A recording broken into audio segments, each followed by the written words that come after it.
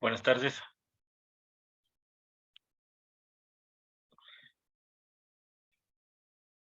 Buenas tardes. Continuamos entonces con el tema que sigue a continuación. Vamos a hablar algo súper básico, que son los formularios de la historia clínica única. ¿Qué formularios debemos de tener presentes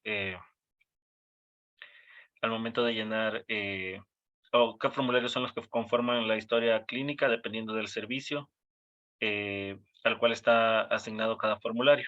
Siguiente, por favor.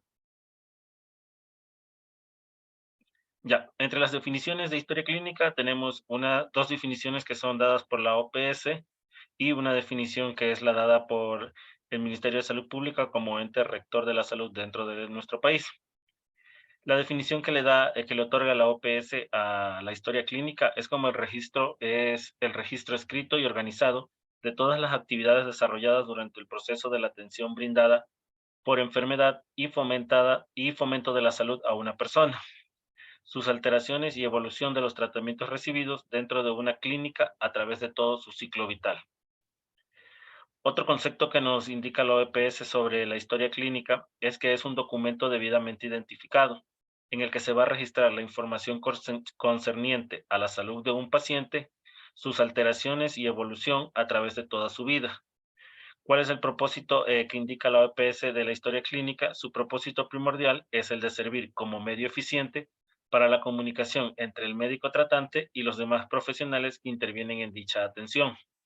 Es decir, en esta definición, la OPS nos da a entender, nos quiere decir que es todo el récord de salud del paciente que empieza desde el médico de primer nivel, el médico general, hasta los médicos tratantes, donde van a ir eh, afirmando o van a ir transcribiendo la evolución del paciente dependiendo de las patologías que vayan encontrando en cada sistema, en cada prestación de salud brindada o en cada servicio otorgado. Y para el Ministerio de Salud Pública nos indica que la historia clínica no es más que un documento confidencial y obligatorio de carácter técnico-legal, compuesto por un conjunto de formularios básicos y de especialidades que el personal de la salud utiliza para registrar de forma sistemática los datos obtenidos de las atenciones, diagnósticos, tratamiento, evolución y resultados de salud y enfermedad durante todo el ciclo vital del usuario. Siguiente, por favor.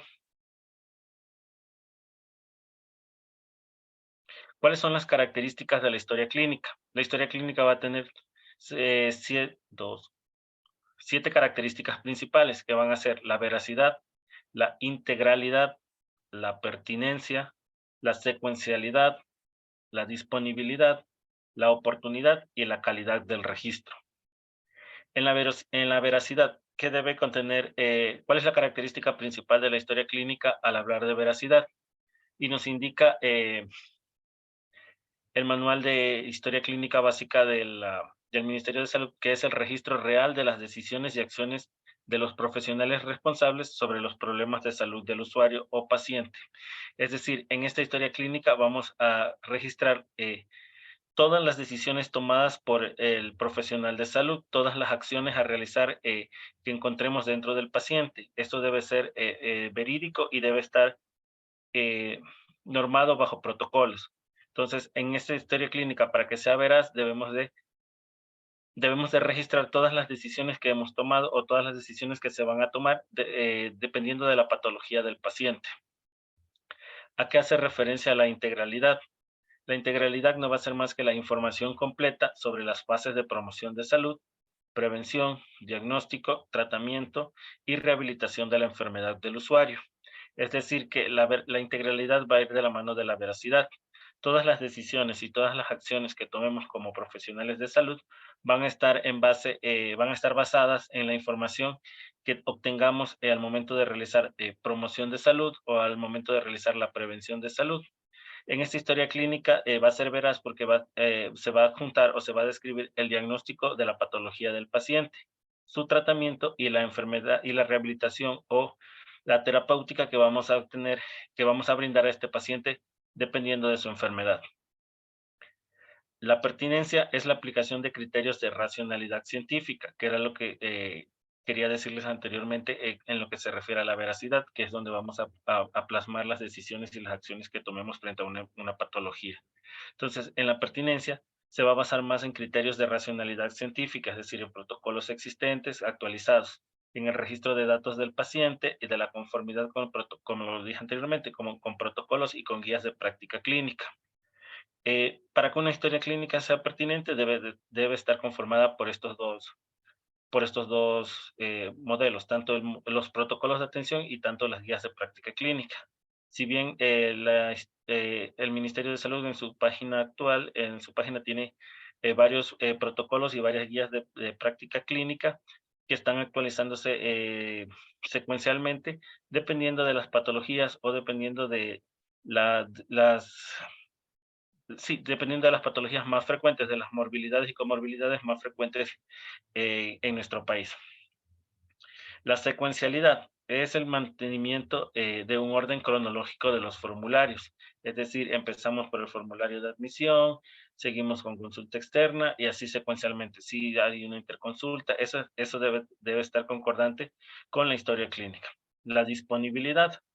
La característica de disponibilidad de la historia clínica es la existencia real y completa de formularios y documentos complementarios para su utilización en el momento requerido. Es decir, que llega a la consulta un paciente y necesitamos mandar solicitud de radiología o ecografía y solicitud de exámenes de laboratorio. Todos estos documentos o todos estos formularios deben ser disponibles para prestar una buena atención a nuestros pacientes o a nuestros usuarios. La oportunidad no es más que el registro simultáneo de datos mientras se realiza la atención. Es decir, vamos a ir describiendo cada uno de simultáneamente, todo lo que el paciente nos va a ir detallando dependiendo de su patología. Y la calidad del registro es el llenado completo con claridad, legibilidad y estética. Debemos de evitar siglas o símbolos no autorizados y debe de incluir la fecha, la hora de atención del paciente y la firma del responsable médico.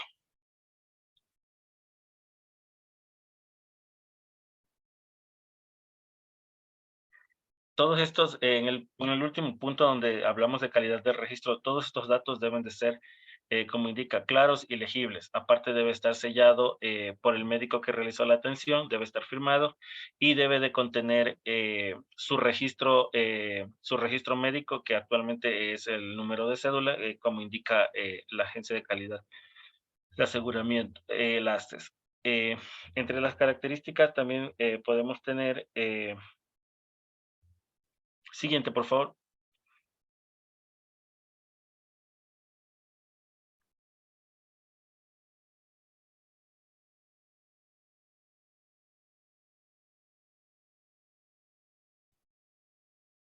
¿Se cambió? ¿Pasó de diapositiva?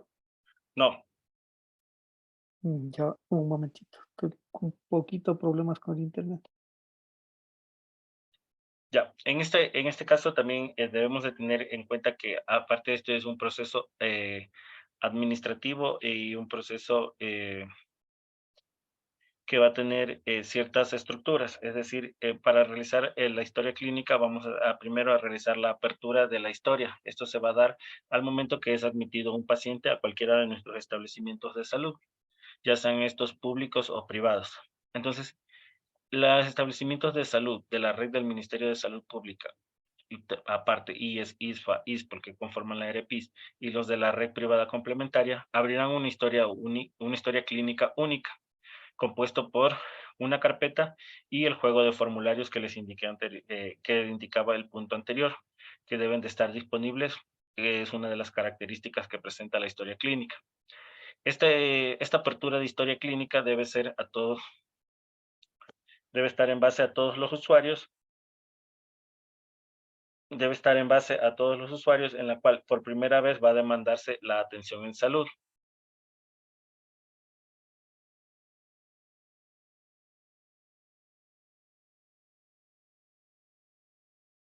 Va a estar, en la cual el usuario va a asistir por primera vez a lo que va a ser la demanda de la atención en salud.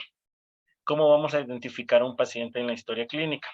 Si bien anteriormente lo hacíamos por medio de una terminación o un sistema dígito terminal. Actualmente, la historia clínica, la anterior, sí, la siguiente, ahí, esa. Anteriormente se hacía por un sistema dígito terminal.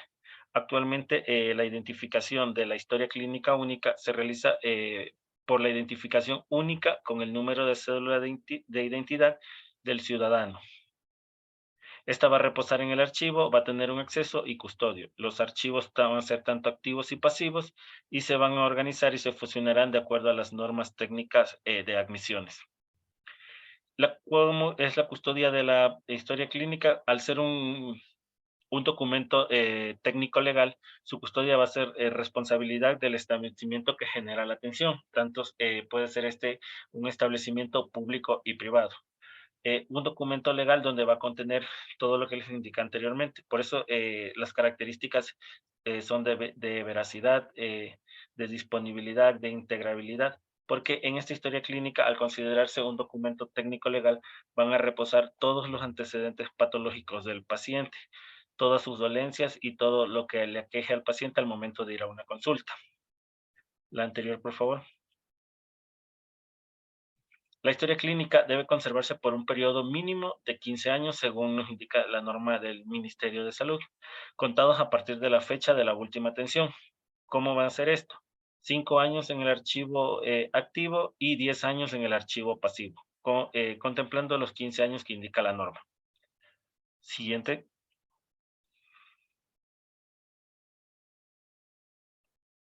Ya. ¿Cuáles son los formularios básicos, los servicios involucrados y el personal responsable de dichos formularios que van a el juego de formularios que tenemos que anexar al momento de realizar, de hacer la apertura de una historia clínica? Tenemos el formulario 001, que es el formulario de admisión, alta y egreso. Este formulario va a estar disponible en los servicios de consulta externa, servicios de diagnóstico, servicio de emergencia, servicio de internación, en el estadístico, va a haber un juego para el médico, obstetriz. ¿Quiénes van a ser los responsables? Perdón. El responsable de esto va a ser el estadístico, que es quien él realiza la apertura de la historia clínica y va a anexar a la carpeta todo este documento. El médico que realiza las consultas pueden ser estos médicos de primer nivel, especialistas o subespecialistas, la obstetriz y el psicólogo. ¿Por qué no el odontólogo? Porque el odontólogo solo tiene el formulario 033. El formulario 002, que es de consulta externa, exclusivamente para consulta externa. Como pueden ver en la imagen, está marcado solo consulta externa. No está habilitado para servicios de diagnóstico, ni para servicios de emergencia, ni para servicios de internación. ¿Quién va a ser el responsable involucrado de este tipo de llenado de formularios? Va a ser el médico, la obstetriz y en el caso de que se requiera el psicólogo. Son quienes van a tener la apertura para el llenado de este formulario. El formulario 003, que es el formulario de anamnesis y examen físico. Este formulario es exclusivamente del servicio de internación. ¿Quién está involucrado en el llenado en el correcto llenado de este formulario? Va a ser el médico, la obstetriz y el psicólogo. El formulario 005, que es el formulario para evoluciones y prescripciones adecuadamente, va a estar formulario disponible para el área de internación, sea esta clínica o quirúrgica. En este formulario vamos a plasmar, como le indicaba anteriormente, entre las características se va a plasmar la evolución del paciente. Esta debe de ir con la fecha actual, la hora en la que se realizó la evolución y la firma del responsable. ¿Quiénes van a ser los involucrados en este tipo de llenado? Va a ser el médico, la obstetriz, y en el caso de que se realice en procesos psiquiátricos o servicio de, de- de internación mental, el psiquiatra o el psicólogo.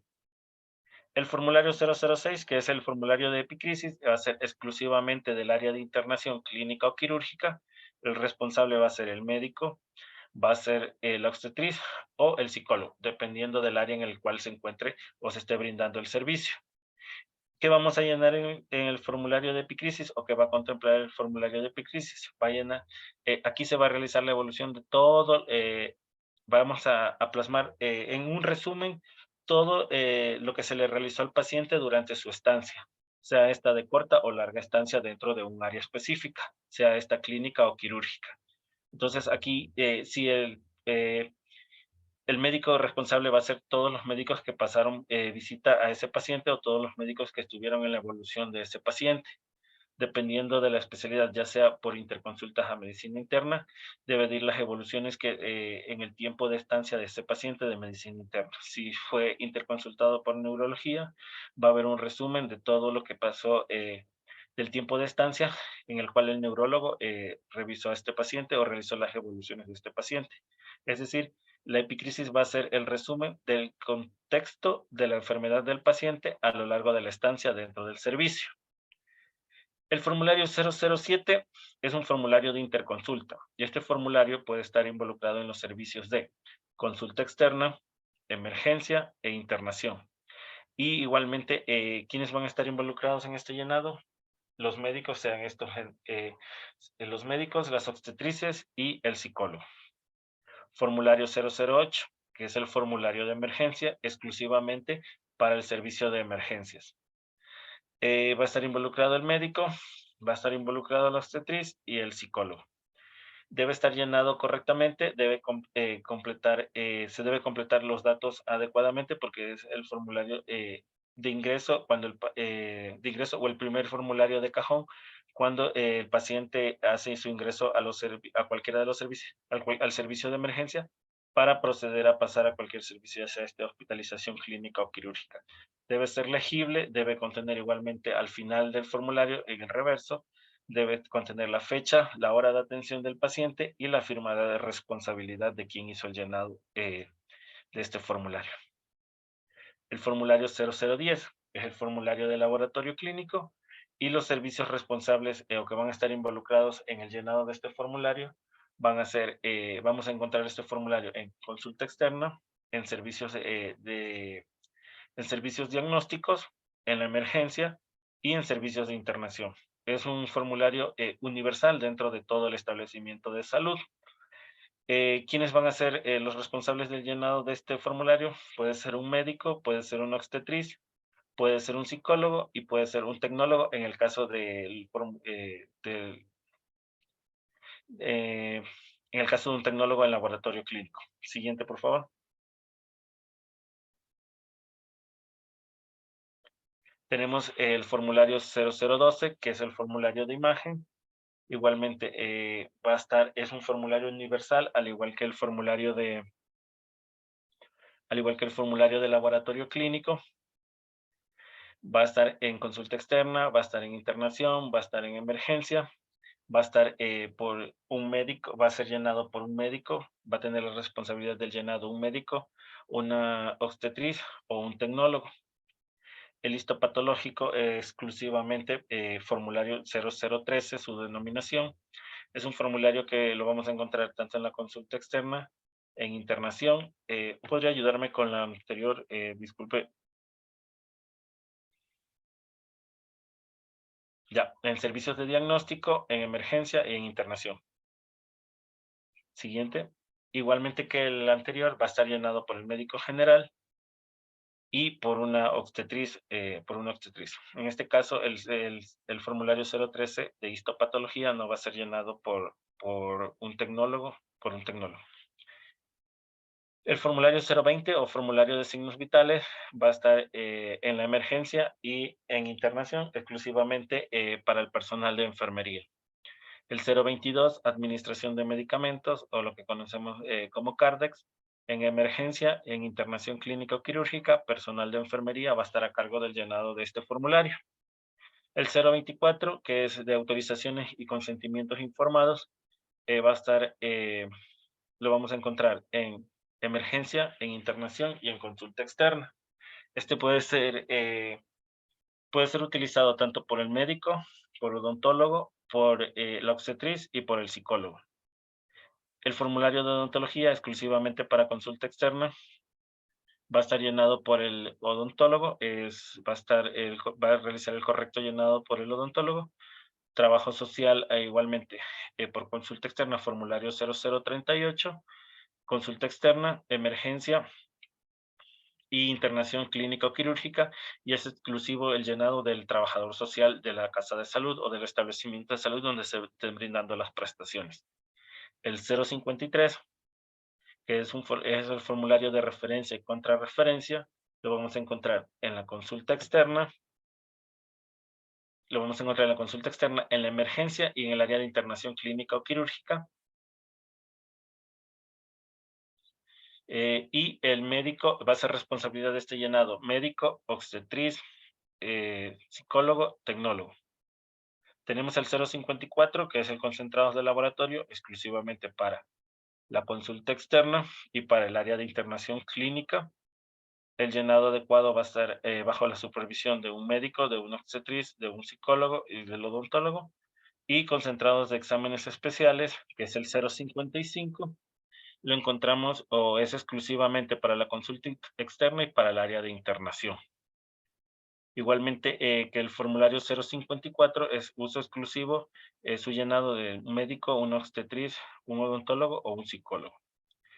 Y tenemos lo que van a ser los anexos 1 y 2, que van a hacer referencia a la ficha familiar. Esta ficha familiar, este formulario exclusivamente va a ser de la consulta externa, puede ser llenado por cualquier profesional de salud. Y el anexo 2, que es de la atención prehospitalaria, es solo para la emergencia, puede ser llenado por un médico o por el tecnólogo en atención prehospitalaria. Siguiente.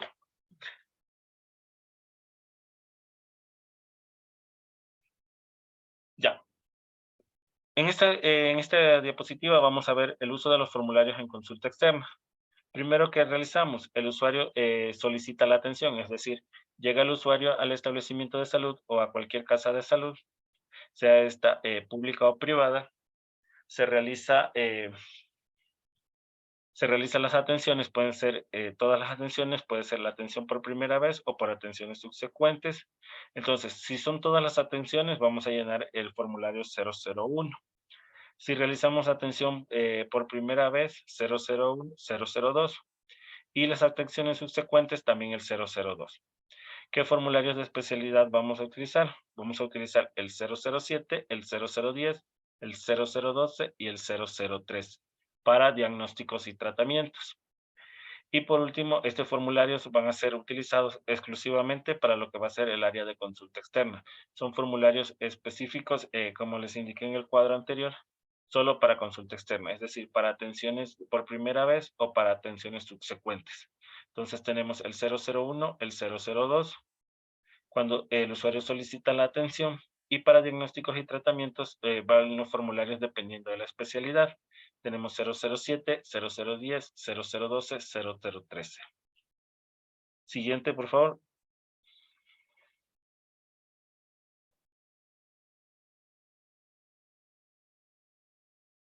Los formularios para la atención hospitalaria, ya sea esta internación tanto clínica o quirúrgica, el usuario con orden de internación, es decir, un usuario que ingresó por emergencia, se llenó el formulario 008, pero se requiere de internación ya sea clínica o quirúrgica, entonces vamos a tener en cuenta que vamos a realizar el llenado del 001, la 003 y la 005.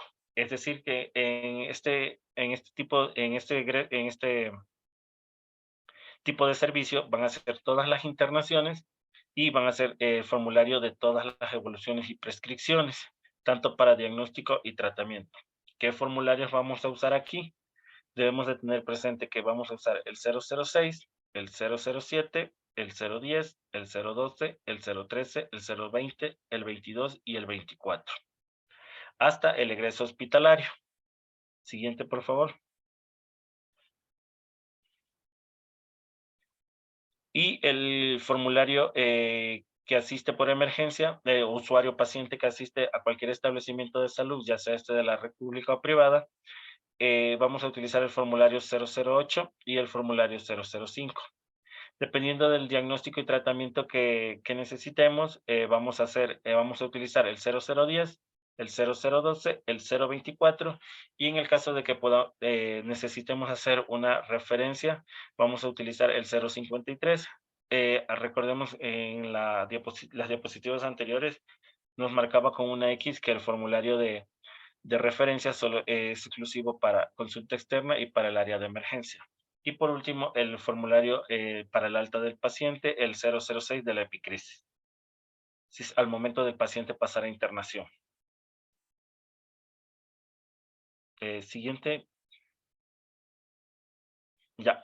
Lo de los formularios es más descriptivo. Tengo la información para escanear y enviar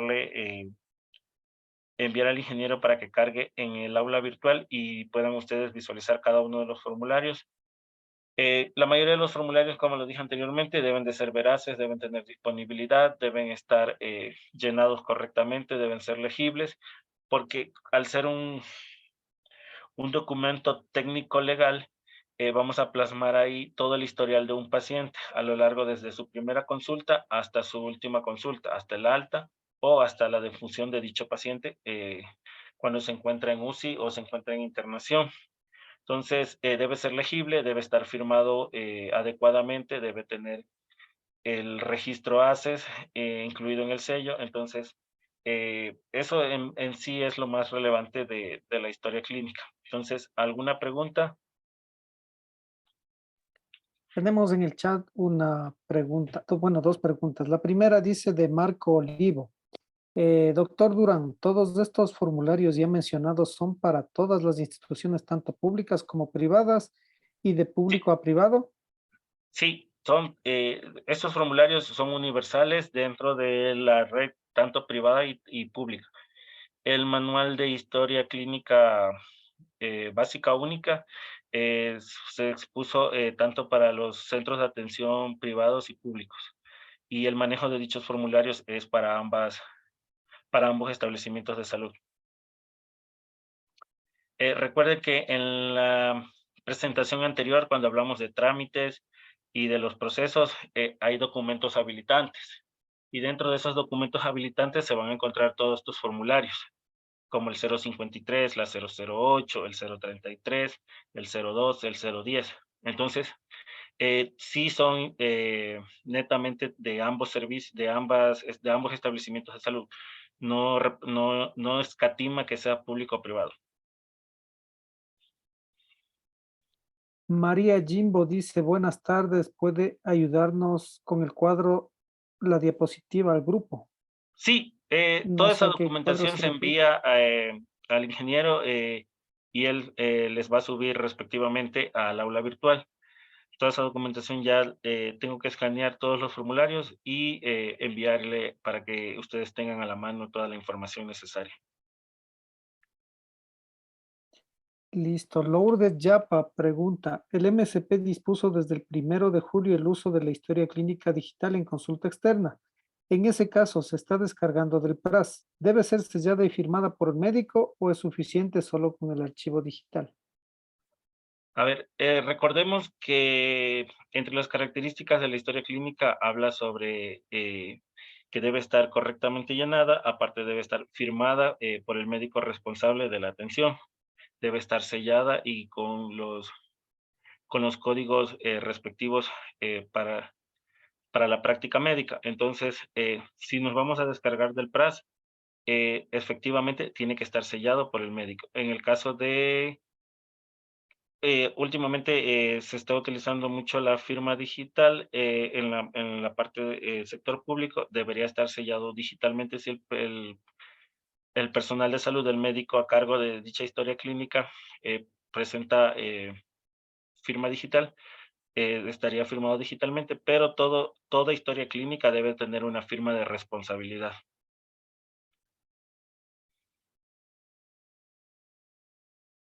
Recordemos que al momento de sellar o de firmar la historia clínica, somos responsables de lo que hemos plasmado en ese documento. Recuerden que es un documento técnico legal. Entonces, alguien debe ser responsable de todo lo que se plasma en la evolución de ese paciente. Angélica Ruiz ha solicitado la palabra. Por favor, abra su micrófono.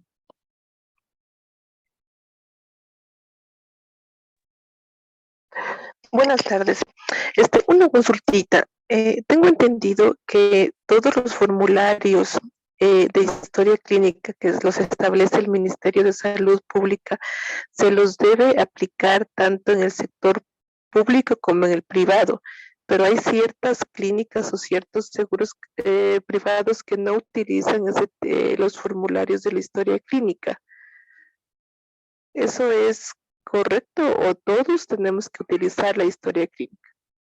No, como les dije anteriormente en la pregunta que plasmaron en el chat, estos formularios son universales. Entonces, el Ministerio de Salud Pública como ente rector nos da las directrices de qué formularios debemos usar y en qué servicios, como estaba en la imagen del servicio y quién es el responsable del llenado correcto de estos formularios. Entonces, todos los servicios, tanto establecimientos de salud, tanto públicos como privados, deben hacer el correcto uso del formulario dependiendo del servicio en el cual se esté brindando la atención. Entonces, no escatima que los formularios solo sean para las entidades públicas o que o que ciertos formularios solo sean para las entidades privadas. Los formularios son universales y deben aplicarse en todo sentido a todos los pacientes en todos los servicios, dependiendo de las directrices dadas por el ente rector. Ya. A los formularios de historia clínica o documentos médicos, ¿se les puede, como un medio de identificación, se les puede colocar el logo, en este caso, de la clínica, o simplemente tienen que estar como eh, así, sin logo, sin ningún No, identificativo de no la hay clínica? ¿O ningún, sí se les puede? no hay ningún problema que esté identificado con el logo de la clínica. Eso no, la norma o el manual no nos dice que debe ser, que debe estar, que debe estar vacío o que solo debe contener el logotipo del ministerio como ente rector. Eh, no hay ningún problema que contenga el logotipo de la clínica o del establecimiento de salud en el cual se está brindando la atención.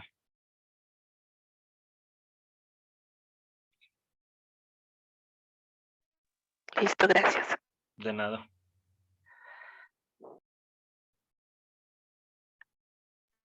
Una consulta. Sí, Para lo que es, este, bueno, me nació una inquietud porque un subsistema de salud nos pasaron un comunicado de que en el caso de planillaje es obligatorio emitir los informes médicos en una epicrisis. Todo lo que es en el tema de planillaje, utilizar el pliego de formularios de historia clínica. Pero en cierto subsistema, nosotros al inicio enviábamos una epicrisis, ¿sí? Como documento médico y adjuntábamos los exámenes y un poco de cosas más. Y hice la consulta a este subsistema de salud y me indicaron que para lo que es diálisis, porque no es un servicio de hospitalización, sino es un servicio ambulatorio, no se puede utilizar la epicrisis como un informe médico. no, no. Eso también conversamos en en la exposición anterior. ¿Cuáles son los documentos habilitantes para la diálisis? Entonces, la epicrisis no es un documento habilitante para diálisis por ser un servicio ambulatorio, no un servicio de internación o hospitalización. La diálisis lo único que como documento habilitante es que tenga el informe trimestral, tenga los exámenes realizados al paciente y el registro de las diálisis realizadas, ya sean de 12 a 14 sesiones. Pero el epicrisis no es un documento habilitante para diálisis. Pero en algunos, por ejemplo, algunos subsistemas sí nos piden un informe médico mensual. Sí, eso le estoy diciendo. La 091 nos indica que para las diálisis como documento habilitante debe estar el informe médico, pero el informe médico es trimestral. Sí, sí, pero en algunos sistemas nos piden mensual. Entonces yo creía, dije, a lo mejor es o sea, o lo van a tomar al epicrisis como para hacer un informe médico, hacerlo ahí, ¿ya? Pero indicaron que no, y efectivamente una epicrisis se la utiliza para lo que es Pero, hospitalización. claro, exacto. Internación, ¿Ya? hospitalización clínica o quirúrgica, pero no para el servicio de diálisis. Eh, Ujú. ¿Me podrías decir qué subsistema? Porque cada subsistema tiene sus variabilidades y a veces Isfa, escatiman un poco la norma. el ¿Cuál? ISFA. Nosotros al inicio lo hacíamos en una epicrisis, como usted Ya, solía hacer anteriormente, digamos, con algunos, pero ellos una vez nos objetaron porque no estaba el subsistema. Entonces ellos mismos nos facilitaron un formato de un informe médico mensual, que es yo le digo es un formato de ellos, que ellos lo manejan, entonces ahí se consta lo que es la evolución del paciente, exámenes de laboratorio y todo ese tipo de información que debe ir en el paciente, claro, porque ellos realizas un exigen SOAT un por parte, informe mensual. claro, realizas el SOAT por parte del médico y aparte el informe de nutrición, de psicología y de trabajo social. Exactamente, son documentos, por ejemplo, adicionales que en el tarifario lo indica, si no mal recuerdo, indica un informe del personal de apoyo, algo así, Exacto, y es el personal de apoyo. exacto, Ujú. ya listo. Pero de acuerdo a la 91, algunos subsistemas eliminaron ese informe mensual y lo complementan todo con el informe trimestralmente que se presenta, porque en el informe Deberías, trimestral se junta todo eso. claro, el informe trimestral y adjunta todo eso. O sea, deberían de pedir un justificativo al financiador, en este caso al ISFA, legal, en base a la norma, por qué están pidiendo un informe mensual cuando en realidad habilitante para el pago de una diálisis es el trimestral, con todo lo que me Exactamente. acabas de detallar. Exacto. Ujú, exactamente. El informe trimestral es cada 3 meses. Claro, sí, y a eso le adjuntas los exámenes y el resto de documentación. Sí, ya, listo, gracias. Sí, lo ideal aquí sería que pidan un informe ampliado detallado en base a qué artículo o a qué hace referencia, en qué hace referencia para que el informe no sea trimestral y sea mensualizado.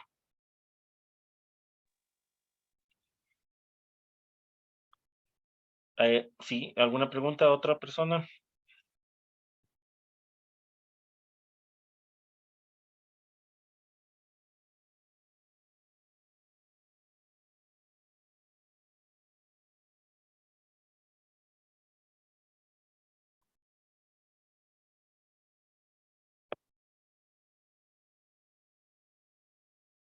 Manuel,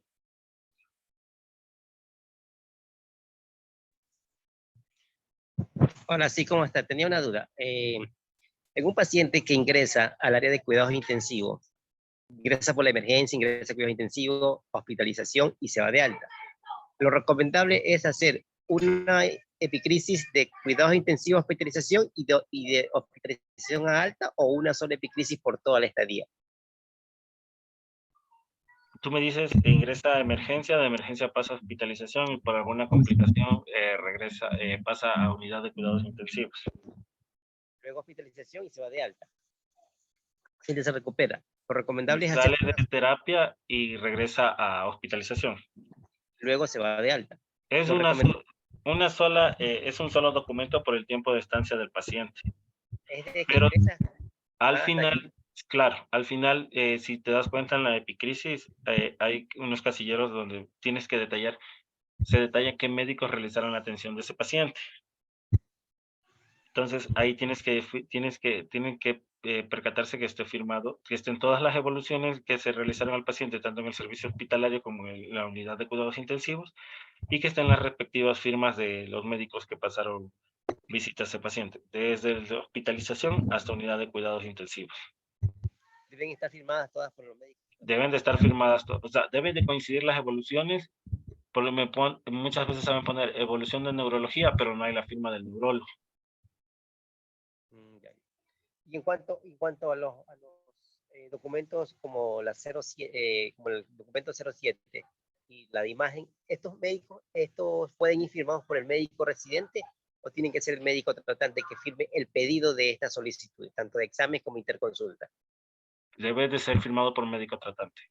Por los tratantes, el pedido. Sí, ¿Sí se sabe? exacto. Listo, muchas gracias.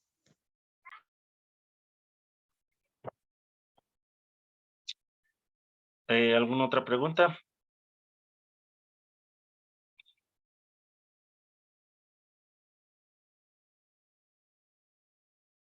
Básicamente, este tema no es muy árido ni muy complicado. Lo que deberíamos saber es en qué momento y en qué servicios utilizar los formularios y el correcto llenado de estos formularios. Recordemos no utilizar abreviaciones, porque las abreviaciones muchas veces se tienden a tergiversar y terminan siendo peligrosas. Entonces, el llenado de todos estos documentos y principalmente la hoja de evolución, que es donde más se sabe realizar abreviaciones, debe de ser correcto. Las abreviaciones no deben existir en ninguna parte del llenado de la 008.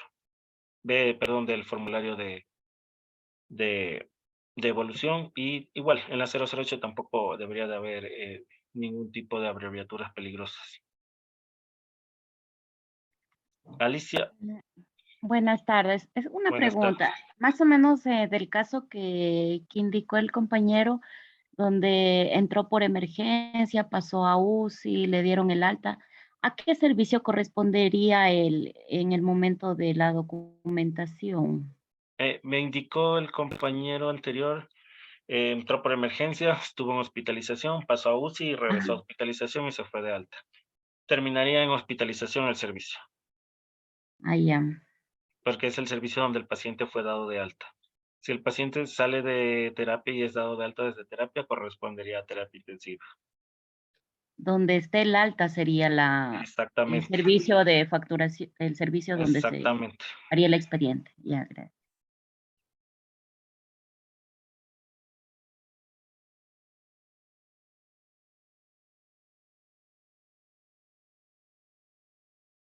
¿Alguien más? ¿Una pregunta?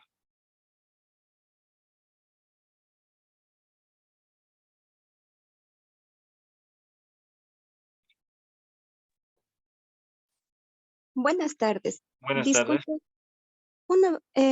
más es una duda. En el tema de la epicrisis del llenado para que a nosotros nos paguen, em, siempre estamos ahí como un poquito perdidos en el tema de los insumos, porque los insumos, ¿cómo se podrían justificar dentro de la epicrisis descrito? O sea, sería, o sea, Mm, por día, no. no, Ahí estamos. básicamente la epicrisis es las evoluciones que realizaron los médicos que atendieron a ese paciente. Entonces, me imagino, pasó interconsulta neurología, hace su SOAT el neurólogo, manda, prescribe la medicación indicada para lo que haya encontrado en ese paciente. Los exámenes de laboratorio que haya enviado el médico se describen en esa epicrisis en el día exacto en que se realizó. Supongamos, hoy es 13, pasó visita a médico X, hace su evolución, encontró esto, aquello, medicación, exámenes, eso. Insumos, más bien, tienen que ser descritos en el CARDEX de enfermería o en la hoja de descargo de insumos. Ahí nos ayudan muchísimo poniendo el día y la descarga del insumo. Pero no, básicamente en la epicrisis no debe de ir plasmado los insumos que se utilizaron. Ah, ya. Sí, porque lo que pasa es que últimamente hemos tenido observaciones o sea, en que nos objetan los insumos porque supuestamente no está descrito en la epicrisis y nosotros sí mandamos un tipo CARDEX de descargo de insumos que creamos, pero, o sea, Es esa que era más, lo que siempre estamos ahí. Es que la epicrisis, por eso le digo, es la evolución que tuvo el paciente durante su estancia. No puedo poner el paciente el día 14, le revisó el neurólogo y utilizó un baja lengua, utilizó eh, una llave de 3 vías, utilizó 3 algodones. No, eso básicamente lo realiza el personal de enfermería. Por eso es mucho más factible la hoja de descargo de enfermería o el cártex de enfermería para lo que es la administración de medicamentos. Por eso nos indica ahí la hoja de enfermería es uso exclusivo para enfermería. Ya, muchas gracias. De nada.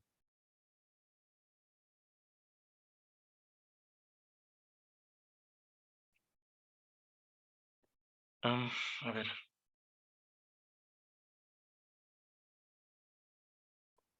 A ver, Daniela, Doctor, una pregunta. ¿En prehospitalario se pagan insumos y medicamentos? ¿Podría abrir el micrófono, Daniela Cadena? Sí, ¿cómo está, doctor? Buenas Buenas tardes. Mi tardes, ¿cómo pregunta está? es, en el servicio prehospitalario, los prestadores que realizan el reclamo de prehospitalario, ¿pueden reclamar insumos y medicamentos o únicamente se les puede pagar el código de punto de arranque y de ambulancia? El código de punto de arranque de ambulancia va pagado. Era lo que indicaba anteriormente en la presentación anterior. Va a salir una disposición de transporte secundario en el cual sí tenemos que reconocer los insumos y medicamentos que se hayan utilizado de la ambulancia.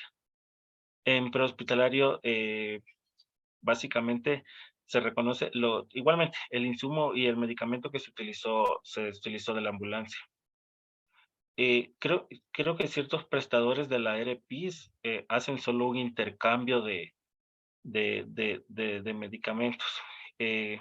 Si mal no recuerdo, en el Pablo Arturo Suárez se hace esto con las ambulancias.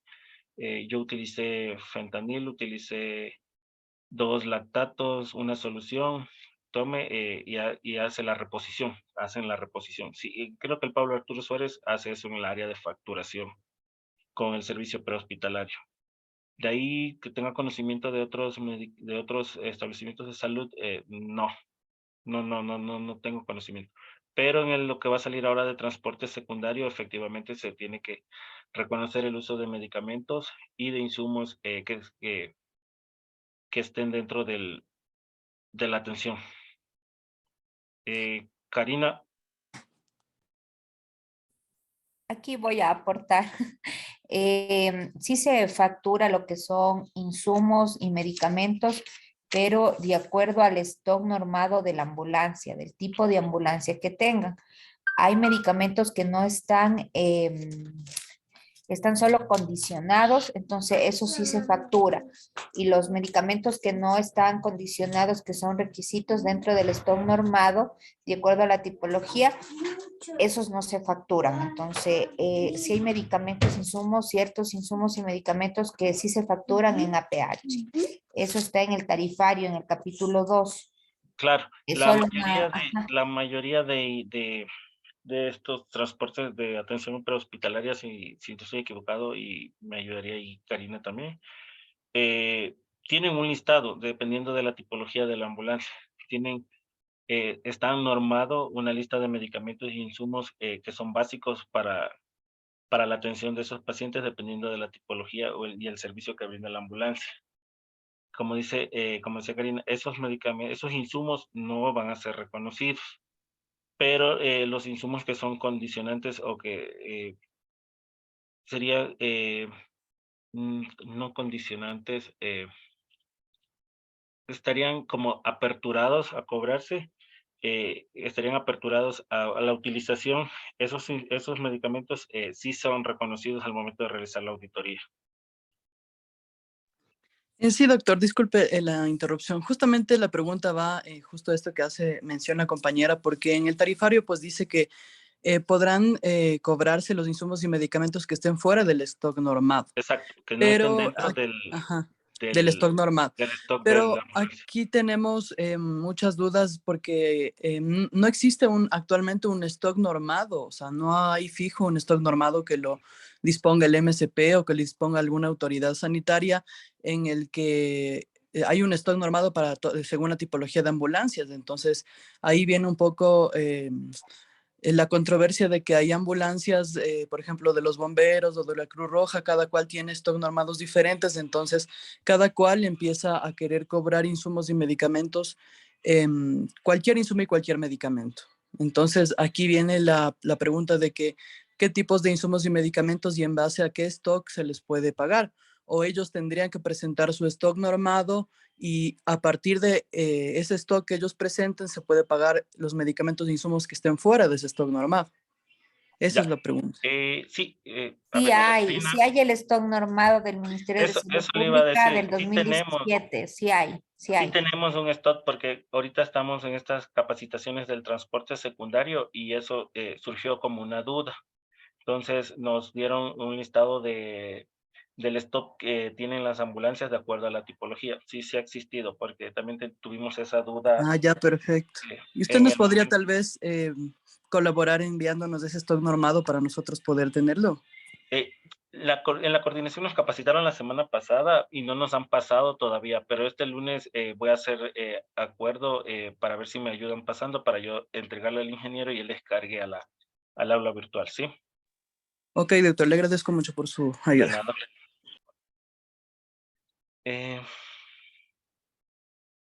Dice Lourdes Yapa, la dieta de los pacientes se respalda solo con la prescripción o... Lourdes, ¿puede abrir el micrófono, por favor?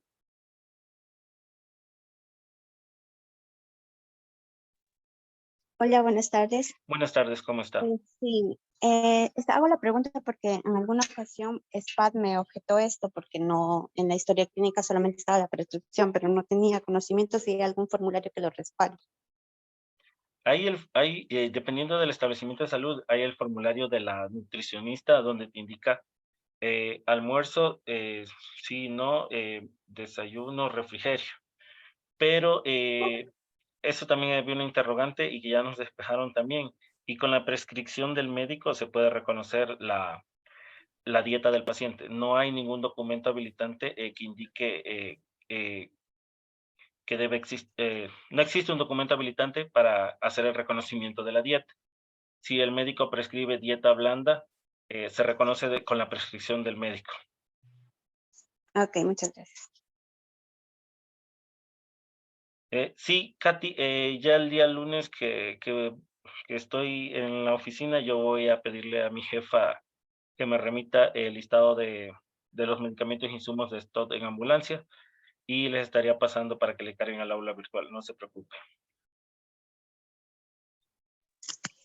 Doctor, una pregunta. En el tema de la dieta que acabamos de tocar, o sea, dice que solo es con la prescripción, pero no tiene que ir anotada la cantidad, porque también no saben observar porque no está descrito si son 3 comidas o 5 comidas, y que no solo y que no solo nos reconocen por la prescripción, como usted acabó de decir, Hay solo una, con... perdón, hay una disyuntiva y aquí quiero ver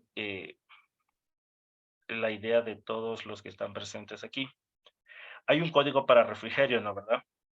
Y el código de refrigerio dice que se reconocerán 2 refrigerios. Al momento de realizar el planillaje o realizar la auditoría, ¿cómo utilizan el código de refrigerio?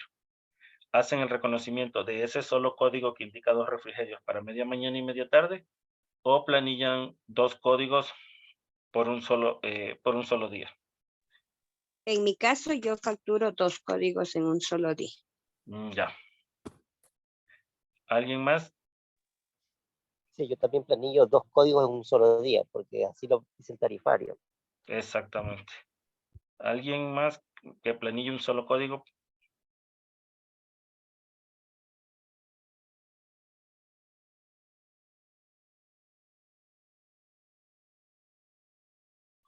No, nadie. Creo que nadie ha planillado un código. Y era algo que en estos días estuvimos en una mesa técnica hablando de esto porque en realidad sí había la disyuntiva de que el tarifario dice, no recuerdo el número de código de refrigerio, pero dice se reconocerán dos refrigerios, no me recuerdo el resto de la descripción del código, pero había compañeros auditores que estaban objetando el código porque eh, el prestador X nos planillaba en el mismo día nos planillaba 2 códigos. Pero leyendo el tarifario, como indicó Manuel y como indicó la compañera anterior, no está mal planillado que nos planille los 2 códigos, porque hace alusión a dos refrigerios no dicen un solo día, sino que puede ser 1 o 2 refrigerios en el cual se le haya dado al paciente. Es lo mismo que pasa en lo del almuerzo, en lo de la prescripción de alimentos que me indicaba Wilma, si no mal recuerdo, Vilma.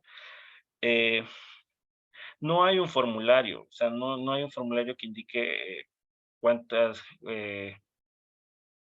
cuántas comidas tiene que recibir el paciente en el día. Más bien la prescripción del médico. Si es un paciente que está hemodinámicamente estable, está consciente, ahí va la pertinencia médica de cada uno de nosotros.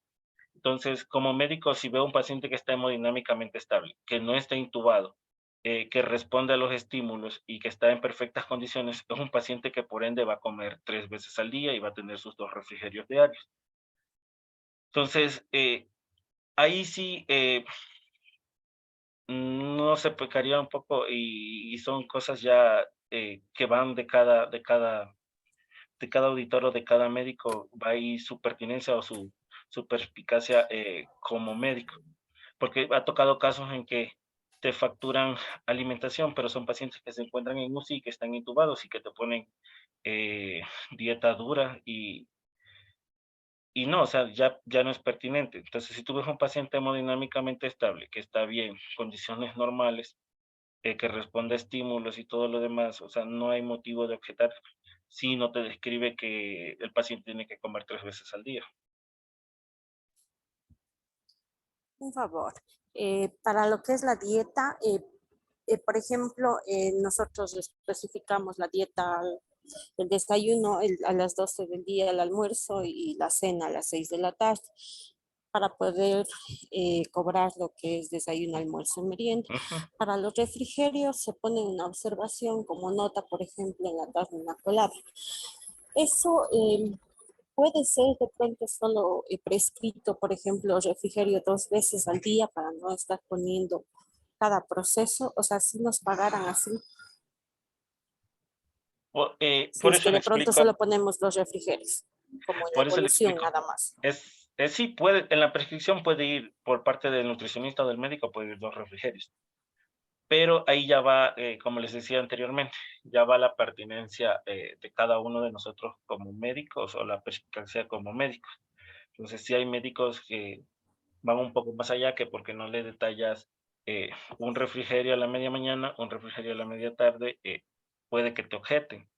O hay médicos que van a ser mucho más perspicaces, van a tener un criterio de auditoría diferente, y ya, sí, 2 refrigerios, así, corresponden a la mañana y corresponden a la tarde. Entonces te van a aprobar ese refrigerio. Ah, ya. Otra consulta. Por ejemplo, el paciente ingresa el día de hoy y se hace una cirugía y sale el mismo día. Dentro de los rubros yo tengo una glosa en donde no me pagan la sala de recuperación porque me dice que está incluido dentro Está del incluido en el honorario derecho de médico. sala. Cuando es ambulatorio. Está incluido en el derecho, no se reconoce. Sala de No se recuperación. reconoce. Ya, y el cuidado inicial sí. Sí, el cuidado inicial sí. Ya, en este caso, como es ambulatorio, entonces cobramos sala de observación, ya no día, o sí podemos cobrar el día de hospitalización. ¿A qué hora ingresa el paciente? O sea, el paciente ingresa y sale con el alta el mismo día. Entonces ahí sí tengo una duda porque como me glosaron, yo no sé si de pronto yo tengo que cobrar el cuidado inicial cuando ingresa, en sala El cuidado de inicial sí, pero observación. la sala de recuperación no. ¿Y qué procedimientos realizaron? Ahí era una exeresis. Salió el mismo día. Y están cobrando también sala de observación. O sea, le estoy cobrando el cuidado de observación. Sí, hay un código, no estoy segura, que es como la habitación que está dentro de menos 6 horas. Sí, entonces ese código, si está dentro de las 6 horas, sí, puedes cobrarle.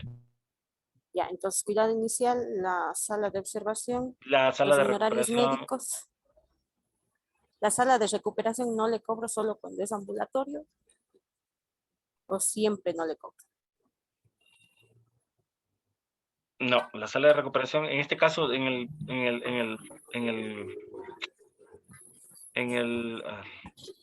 el ejemplo que estás dando, la sala de recuperación, nosotros no pagamos la sala de recuperación.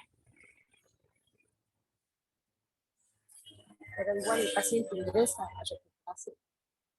Y anexan formulario de Claro. recuperación. Claro, se anexa la hoja de anestesia y la hoja de recuperación. Y los Tiene que códigos, recuperarse. paciente anestesia general o sedación. General. Eh, ya. Sí, es que, a ver, en este caso,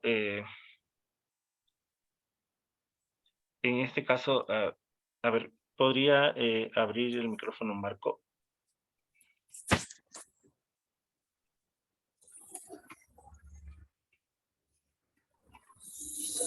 ¿Qué tal, doctor? Buenas. ¿Cómo está? Buenas tardes. El código 395181 dice que no incluye, pero usted acaba de decir que sí incluye, que ya está incluido ahí. Es que, a ver, hay una disyuntiva en esto porque si reconocemos en el caso de Doctor, las... ¿puedo opinar al referente a eso para ver si Sí, es sí. que estaría bien? Como financiador, ahí yo creería que sí fuera pertinente pagar la sala de recuperación porque el paciente está en una cirugía y me imagino que se respalda con documentos. Eso le iba a decir. La Sí, sala de por eso le pregunté si recuperación. era general o sedación, porque muchos prestadores nos cobran sala de recuperación en sedación y en procedimientos que no son invasivos. Entonces, si en este caso, como dice, está la documentación respectiva, en auditoría todo se basa en documentos. Si presentas documentos de respaldo y están apegados al tarifario y a la norma, va a ser el reconocimiento. Entonces, me dice que está con anestesia general. Si presentas el parte operatorio y el protocolo de anestesia, y que el paciente pasó a recuperación y se está brindando los servicios de recuperación, por ende, se va a reconocer la sala de recuperación. Sí, yo creería que sí se debería reconocer. Claro, Sí, es sí, que en justamente este yo caso sí. tenía una glosa, entonces me quedé con esa duda porque me dicen que el tratamiento ambulatorio no va en la sala de recuperación, porque yo le cobré, obviamente, con sustento la hoja de anestesia y la hoja de recuperación. Entonces, esa era más mi duda para yo también saber y poder apelar la glosa. Pero anexar protocolo operatorio o el protocolo de operaciones y el protocolo de anestesia. Sí, la hoja de recuperación. Y Todos la esos hoja de documentos yo recuperación, le envié, porque pero me dicen que están incluidos en los honorarios médicos. en los Ujú. honorarios médicos, la Yo sala de creería, recuperación no. doctor, yo creería que esa glosa sea, no, tal vez no se referirán a que si es que la compañera está planillando la sala de permanencia diurna junto a la sala de recuperación, ahí no se pagaría porque la permanencia diurna no permite No permite eh, pagar sala de recuperación. exactamente las dos a la vez. Entonces Claro, no ahí sí podría estaría bien planillar la esos glosa. dos códigos a la vez, porque ya está planillando una y el paciente se va en menos del tiempo indicado en la norma. Sí, ahí tendría que ver cómo está planillando ella. Si está planillando los dos códigos a la vez, el de permanencia diurna más la sala de recuperación, entonces la objeción estaría bien. Pero si no está Sí, planillando la sala de la permanencia La de diurna, permanencia diurna. ahí sí podría ella levantar la glosa. no, yo sí le planillo la permanencia diurna porque no podemos cobrar día de habitación, porque Ya, nos está yendo con el Entonces alta. esa es la claro, es razón. lo que dice la compañera Vicky, no justificaría la sala de recuperación en este caso, porque estás planillando el código de permanencia diurna. Y en este caso lo recomendable sería cobrar solo permanencia diurna y ya no sala de recuperación si es que está menos de 6 horas hospitalizado. O si Exactamente. podemos cobrar día de habitación o medio día de habitación. No, a No, ver, no, porque el tarifario es claro. Entonces, si me estás cobrando permanencia diurna, no me puedes cobrar, no te vamos al momento de realizar la auditoría, no te vamos a reconocer sala de recuperación. y como prestador le va a convenir más planillar la de permanencia diurna que la sala de recuperación porque es mucho más cara. Ya, muchas gracias. Esa era mi duda. Katy, Ajá. Doctor, buenas tardes. disculpe, no sé, me confundí ahí. ¿En qué casos entonces no debo cobrar la sala de recuperación? A ver, hay casos específicos, eso les iba a decir. En la auditoría, una auditoría que estaba haciendo de colangios, no saben cobrar anestesia general, no saben cobrar por sedación, no saben cobrar tiempos de anestesia. Entonces, en lo que habíamos planteado en una mesa técnica en la zona era de que si nos están cobrando anestesia general, pagáramos tiempos de anestesia, dependiendo de cómo esté en el protocolo, y por ende eh, vamos a tener que pagar sala de recuperación. Pero en el caso de que nos estén planillando sedación, un procedimiento con sedación, vamos a hacer el cambio al código de sedación por 30 minutos, si mal no recuerdo, y no reconocemos sala de recuperación, porque ya estaría incluido dentro de los derechos de sala. Esa es la disyuntiva en el caso que se quedó en la zona 9 de trabajar en este caso. Ah, ya, doc. Lo que pasa es que yo, mi hospital es pediátrico, entonces todas las cirugías que se les realizan a los niños son ambulatorias, son del día. Pero a todos los niños les tenemos en sala de recuperación de ley, o sea, salen de quirófano porque a todos se les seda y pasan a sala de recuperación. Tenemos la hoja de la sala de recuperación de quirófano, todos, entonces nosotros sí cobramos ese honorario de la sala, por eso era mi inquietud. Claro, eso te digo, o sea, sí, Pero con como son documentos, niños, no de ley, o sea, nosotros tenemos que claro, primero comprobar que esté estable el niño, todos sus signos vitales, saturación, todo, y de leyes en la sala de recuperación claro, eso. por eso te digo, en consenso de auditoría donde yo trabajo actualmente, se quedó que si se planilla anestesia general y se demuestra con documentación, en auditoría básicamente todo tiene que ser documentado. Si está documentado y está en la norma como indica, va a ser pagado, no va a haber motivo de objeción. Entonces, se quedó así, se está trabajando así, entonces estamos pagando. Si me están facturando, si me están indicando que es anestesia general, estamos pagando todo, hasta sala de recuperación. Pero si nos están cobrando sedación, el código de anestesia, si mal, objetamos tiempos de anestesia, el otro código que nos cobran como el procedimiento de anestesia le cambiamos al código de sedación por 30 minutos y no reconocemos sala de recuperación. Entonces, disculpen, ¿y ahí los insumos como la jeringuilla y eso me forman parte de los fungibles? ¿O ahí sí puedo cobrar por separado jeringuillas para la medicación que se ¿En qué utiliza? casos? En quirófano. Nosotros reconocemos las jeringuillas en quirófano. Sí, sí estamos reconociendo jeringuillas en quirófano. No estamos objetando, no le estamos reconociendo como fungible.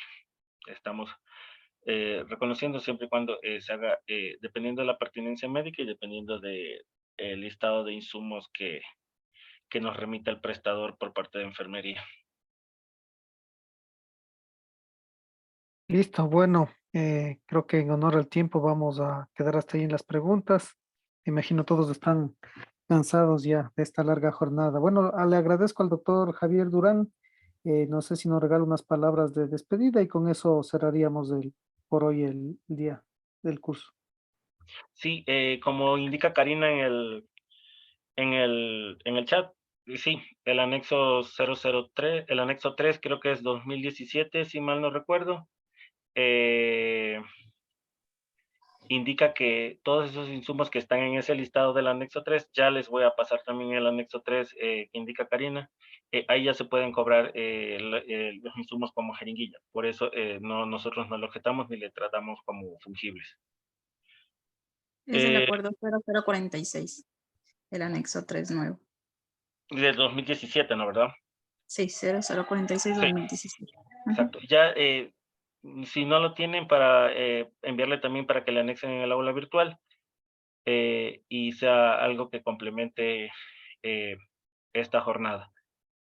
La muerte de los pacientes se considera alta. A ver, ¿qué les puedo decir? Espero que esta jornada haya sido fructífera. En auditoría no todos sabemos todo. Si hay cosas que se nos escapan, recuerden que cada vez y cuando aparece un acuerdo ministerial nuevo que deroga el anterior que decía que sí podemos pagar y el de acá dice que no, o dice que no el de acá y el de acá sí. En auditoría siempre tenemos que estar constantemente leyendo, revisando todo lo nuevo que sale, todo lo normado que sale. Es gratificante realizar este trabajo. Espero que lo poco que sé y que he aprendido en 4 años de hacer auditoría, de hacer liquidación, les sirva. Como les digo, no todos los que hacemos auditoría tenemos la varita mágica y lo sabemos todo, pero ahí vamos. Ahí si hay dudas, tengo temas todavía por darles respuestas del día lunes o la semana, el siguiente jueves que tenemos clase, les voy a terminar de indicar las preguntas que me hicieron, a las cuales no puedo tener respuestas porque no conozco mucho del proceso documental, que es un proceso muy aparte. Entonces, espero les haya servido mucho. Fue una jornada fructífera porque hubo intercambios de conocimientos y podemos despejar muchas dudas. Entonces, ha sido un gusto trabajar con ustedes el día de hoy. Nos vemos el próximo jueves. Espero tengan un grandioso fin de semana y muchas bendiciones para todos ustedes, chicos. Pasen muy bien.